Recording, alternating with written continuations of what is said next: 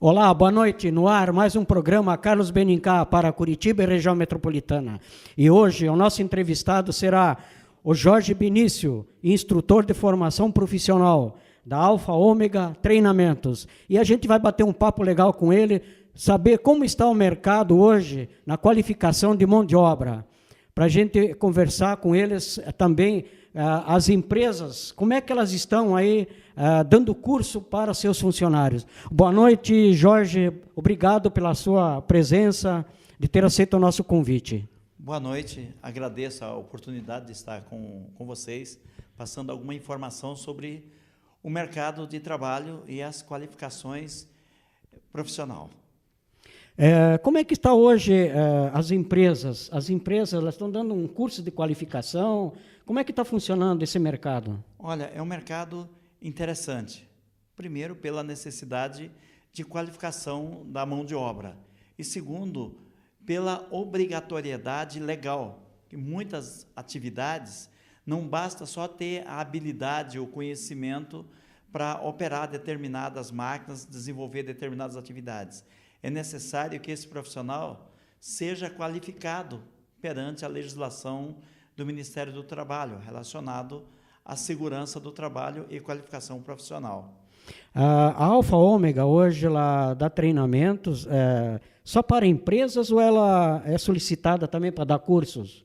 Não, a gente abrange um mercado bem vasto, desde as empresas que buscam essa qualificação objetivando atender a legislação e buscando qualificação realmente como qualidade para seus produtos e seus serviços.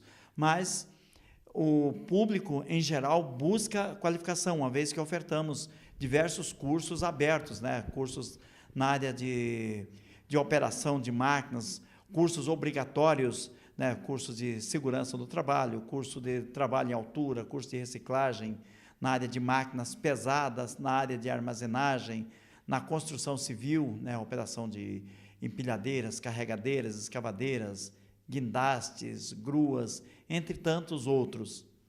E hoje as empresas elas dão esses cursos, mas elas incentivam o próprio funcionário para ele crescer dentro da empresa? Incentivam, muitas empresas incentivam, né? Porque, felizmente, depois da abertura de mercado, as empresas estão conscientes que um dos seus elementos de produtividade é a mão de obra.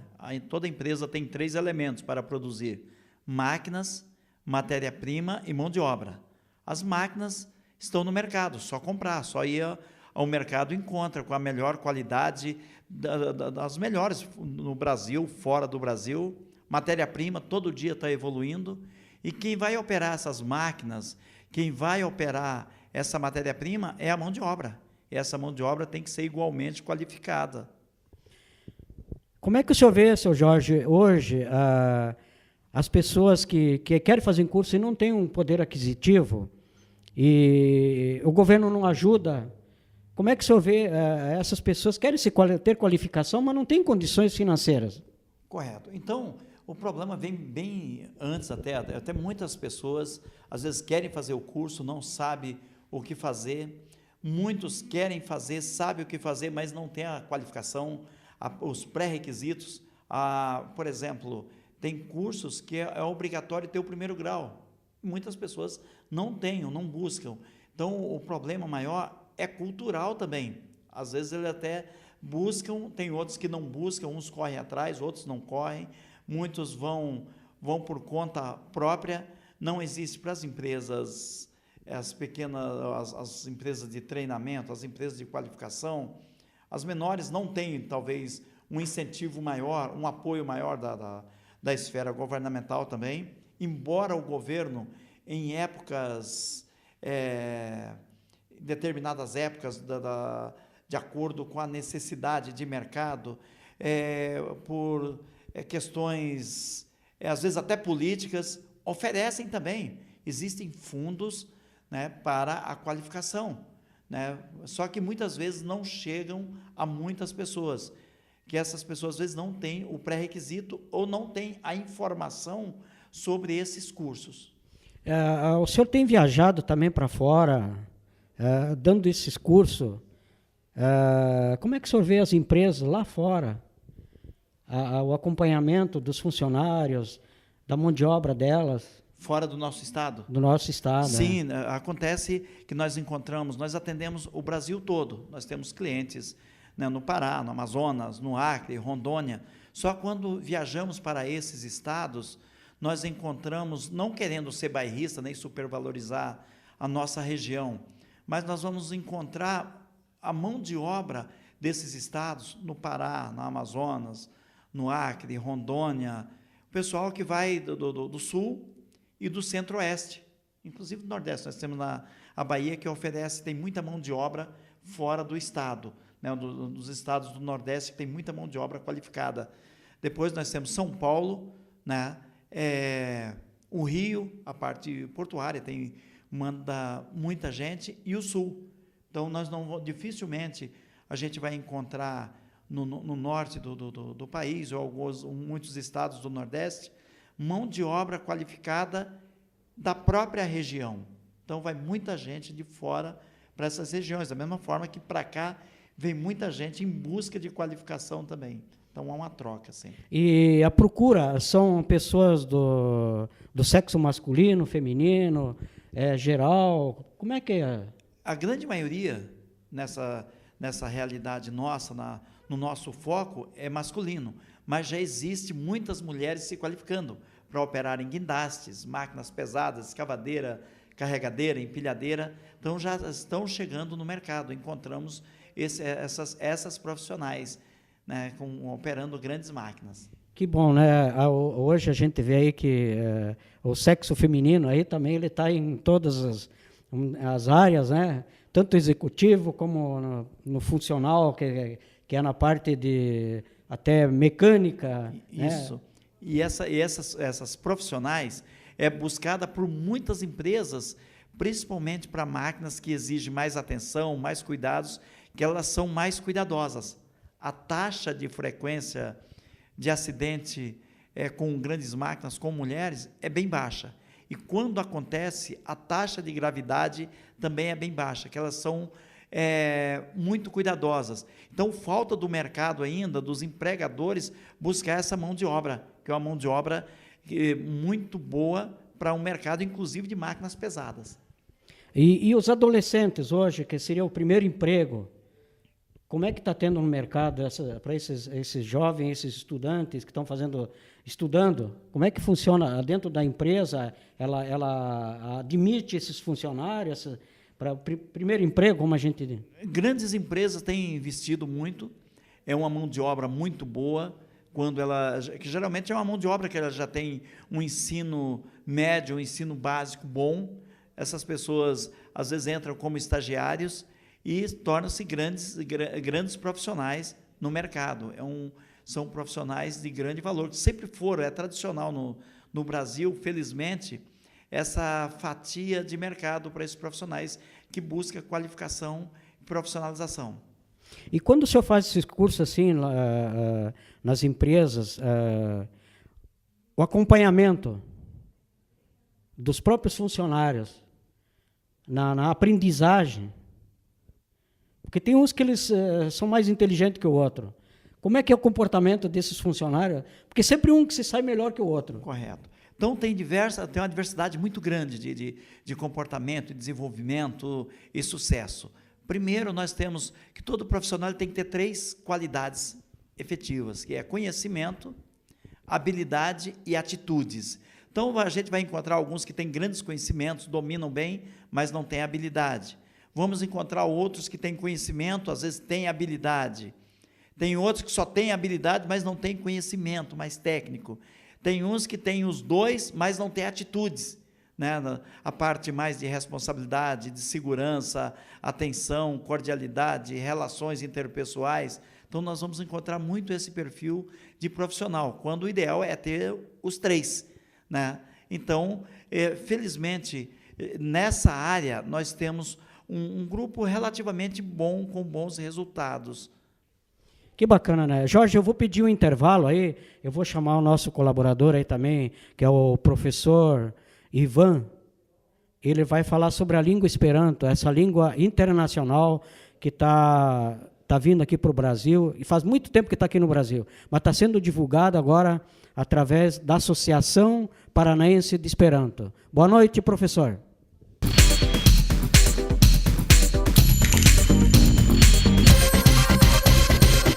Bonam vesperam.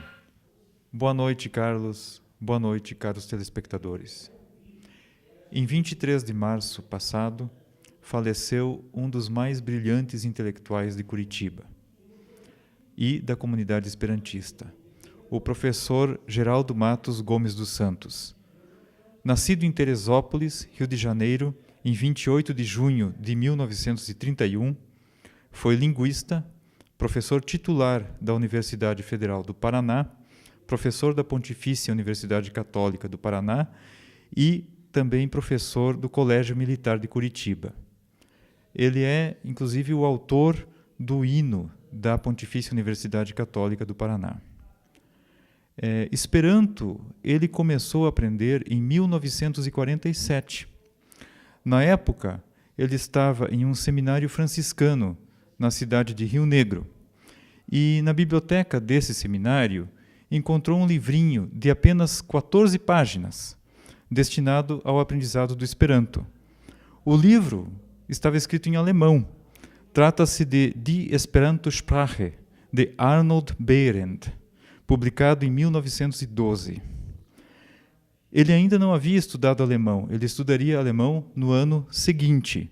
Então, para conseguir aprender alguma coisa de Esperanto, o Esperanto logo chamou a atenção dele, ele pediu ajuda para um colega que conhecia o alemão, então os dois estavam estudando juntos, o colega traduzia do alemão para o português e assim ele começou a aprender Esperanto. Depois de algumas semanas, Geraldo, um menino de 16 anos, escreveu seus primeiros poemas na língua internacional. Depois, Matos desistiu da ideia de se tornar padre e se dedicou às letras. Foi um destacado linguista que deixou uma obra extensa com estudos sobre a língua portuguesa e sobre o ensino de português. É autor do Dicionário Júnior da Língua Portuguesa. Com o professor Eurico Bach, ele escreveu a Gramática Construtural da Língua Portuguesa e, com a mesma dedicação, estudou profundamente o Esperanto. Sua obra é multifacetada. Além de estudos linguísticos sobre o Esperanto e materiais para seu ensino, escreveu poemas e romances originais em Esperanto. Foi aceito na Academia de Esperanto em 1970 e era o seu segundo membro mais antigo. O membro mais antigo é a inglesa doutora Marjorie Boulton.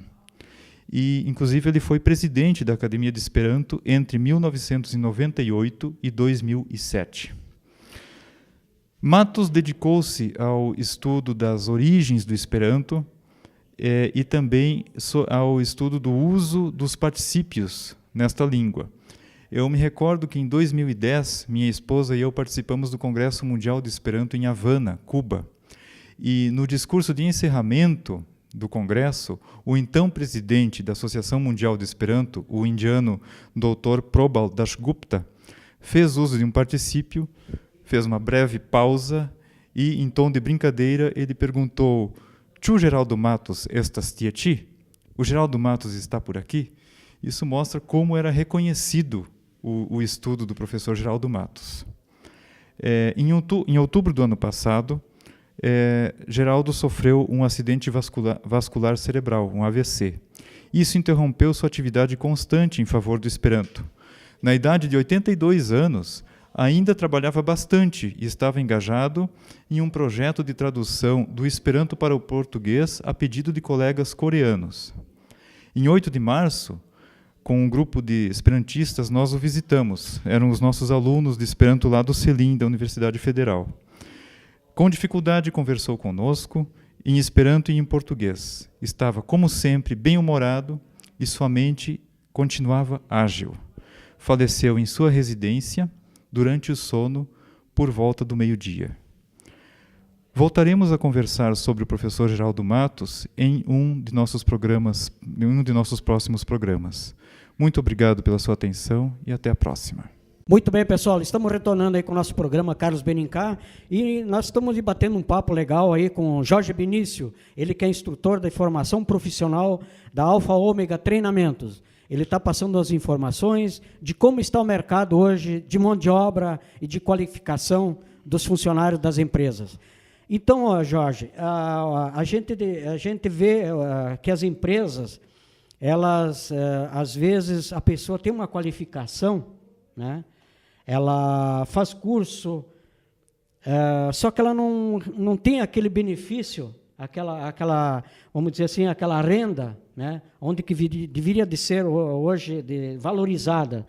Como é que está hoje o mercado? Olha, o mercado, como todo o mercado, ele exige, às vezes, uma vocação. Há profissionais, quando ele vai fazer uma qualificação, ele não busca as informações e os conhecimentos somente que são lhe dados no curso, que é muito pouco. Então, ele tem que se desenvolver fora, ele já tem que trazer alguma coisa do mercado. Isso vale em todas as profissões. Nós vamos encontrar médicos que, antes de entrar na faculdade, ele já está buscando informações sobre aquilo, tem uma vocação naquilo que ele está aprendendo e tem aquilo no coração. Então, qualquer profissão, antes de entrar na cabeça, tem que entrar no coração, tem que ter vocação. Aqueles que têm vocação, ele enfrenta qualquer adversidade e vence, e tem sucesso naquilo que ele está fazendo. Então, há um grupo muito grande em todas as áreas, na qualificação, na área de profissionais já acadêmicos e tantos outros, que às vezes ele tem informação acadêmica, ele tem informação técnica, mas aquela profissão, aquele ofício não entrou no seu coração ainda. Ele tem um ofício, ele não tem um profissionalismo, que duas coisas há de se definir, profissão e profissionalismo. Profissão é um ofício que se tem, profissionalismo é um ofício com uma série de qualidades, com uma série de qualificações, que ele busca, inclusive, fora das salas de aula, né, que vem dentro dele. Esses profissionais terão sucesso. Agora, nós encontramos muitas pessoas que ele não tem aquela afinidade para aquilo. Ele vai fazer um trabalho porque está desempregado, porque a mãe quer, porque falaram que dá dinheiro, porque alguém prometeu, se ele fizer o curso, ele vai aprender e vai ganhar. Então, nós temos um déficit muito grande, como todos nós conhecemos, da formação básica, que começa desde lá do prezinho. Nós temos uma deficiência muito grande de informações, nós temos deficiência nas matérias exatas, matemática, física, química, biologia. Alguém que tem dificuldade em matemática, como é que ele teve lá no primeiro grau, no segundo grau, tirou só os 4,5 para passar? Como uma pessoa dessa conseguirá, a hora que for fazer o curso de máquinas, que ele precisa ter que fazer alguns cálculos em mecânica, quando ele vai fazer um curso de logística, quando ele tem que quantificar, qualificar, ele não tem os pré-requisitos, ele não tem aquela base. Muitos deles vêm sem essa base. Muitos suprem essa base pela vontade, pela habilidade, por uma série de outros predicados, né? Então, infelizmente, nós temos um déficit muito grande, inclusive as empresas se ressentiram agora, nessas 2 últimas décadas, de profissionais e técnicos, em todas as áreas, porque não existe uma quantidade de profissionais que demandam no mercado. Existem até vários certificados por aí, mas sem condições de exercer a função que lhe é apresentada. Como é que o senhor vê vindo pessoas de fora, de outros países, aqui para o Brasil, nas empresas que exigem uma qualificação de ponta? Olha, na minha forma de ver, não sei se eu estou correto com relação a isso, mas quando se precisa um produto, se não tem açúcar aqui, vem de fora. Se não tem trigo, é importado de fora. Não tem matéria-prima, é importado de fora. Não tem máquinas, é importado de fora. A empresa precisa de matéria-prima, máquina e mão de obra.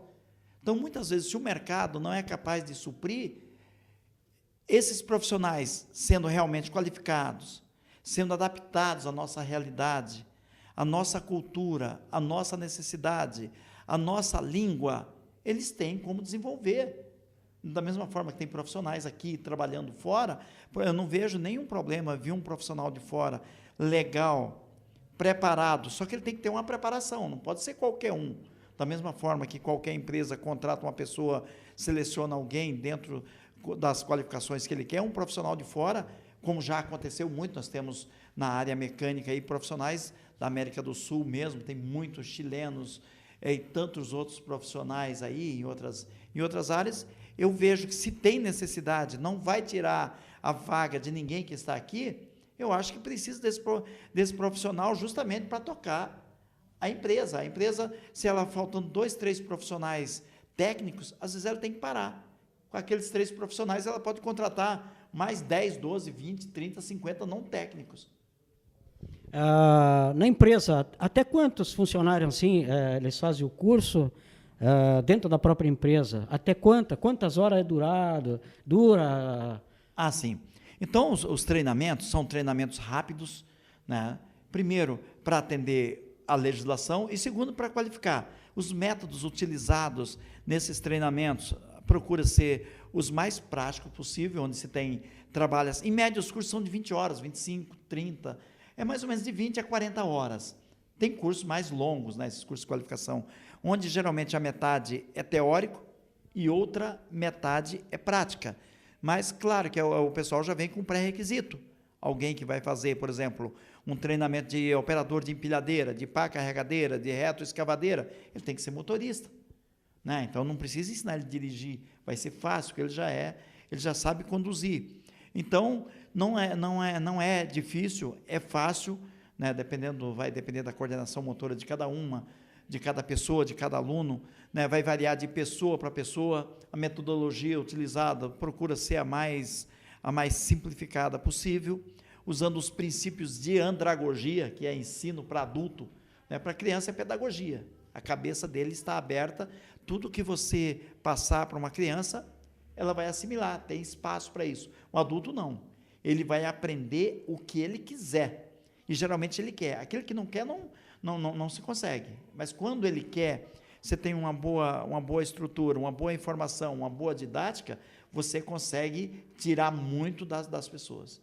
E hoje, nessas viagens que o senhor faz para fora, sempre há aquela, vamos dizer assim, dentro da empresa, o funcionário, às vezes, ele fica ali, ele fica na dúvida, será que eu faço, será que eu não faço?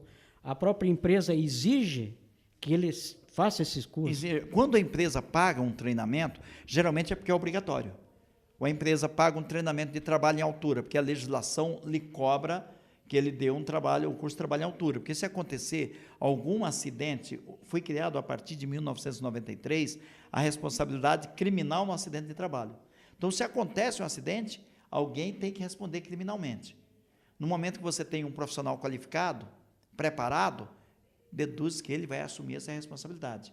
Agora, se eu dou um equipamento, uma máquina, uma atividade para alguém não qualificado, é como se eu estivesse entregando um carro para uma pessoa não habilitada. O carro é da minha propriedade, se acontecer alguma coisa com aquele motorista, se ele cometer algum acidente, alguma negligência, imprudência, acontecer um acidente, o dono do veículo vai responder criminalmente. Então, o dono da empresa seria o dono desse veículo.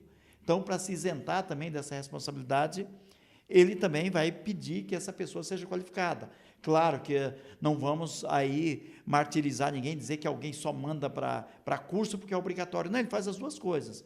Ele qualifica, ele tem uma mão de obra mais preparada, ele se isenta da responsabilidade criminal, ele tem uma produtividade maior em sua empresa. E hoje a gente vê aí as CIPAs que estão nas empresas, né? Tem a segurança do trabalho.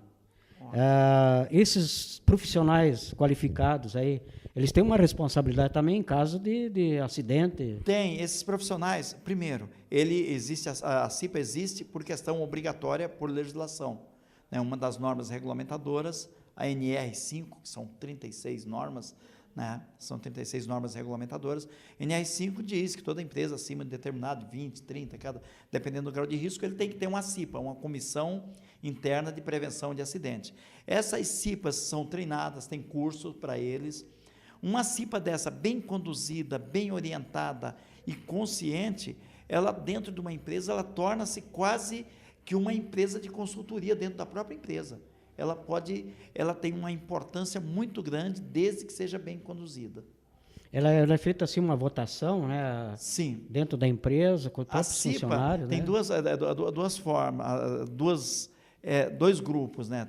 Tem uma comissão interna de prevenção de acidente, que é composta de representantes dos empregados, que são eleitos, e representante do empregador. Então, nessa comissão, tem representante dos dois lados. Não é um grupo, né, representante somente dos empregados, né, uma força lá dentro, paralela dentro da empresa, não. Essa mesma comissão tem representante do empregado e o empregador indica quem serão os seus representantes. Inclusive, o presidente é representante da empresa e o vice-presidente é representante dos empregados. Mas, dentro das CIPAs, o que a gente percebe, e deve ser dessa forma, a comissão, independente se ele é representante do empregado, do empregador, ele está buscando sempre a segurança e a produtividade da empresa, que é diferente, produção de produtividade, né? Produção é quantidade produzida, quanto você produziu. Produziu 10, quantificou. Produtividade é quantidade também, com qualidade e o menor custo possível. Não adianta eu produzir 10 e gastar 12. É melhor que eu produza 8 e gaste 7. Mas o que acontece? Quando existe uma preocupação com a produtividade, ao invés de produzir 10, ele produz 12, porque ele vai buscar melhoramento de métodos de trabalho, inovar, treinamento, ele produz mais, ele tem mais quantidade, mais qualidade e reduz seus custos. Que bacana, né? Jorge, o nosso tempo aí é pequeno, né? A gente está encerrando aí o nosso programa também. A gente agradece a sua presença aqui no nosso programa, Jorge. E quando tiver alguma novidade, alguma informação, fique à vontade para vir aqui passar aí para o nosso telespectador aí essas informações, esses empresários aí, né? Esse pessoal aí que queira se qualificar. Eu que agradeço a oportunidade de estar conversando com vocês, passando algumas informações, né, limitadas, a gente não está com essa preparação toda, mas pela vivência nessa área há alguns anos, eu estou desde 84, né, convivendo e vivendo nessa área, e a gente tem visto muita coisa e estamos à disposição quando precisar. Foi um prazer, obrigado pelo convite de estarmos aqui, obrigado a todos. Que bacana, né? Nós estávamos conversando aí com o Jorge Binício, ele que é instrutor de formação profissional da Alfa Ômega Treinamentos. Obrigado pela sua companhia, uma boa noite para você, Curitiba.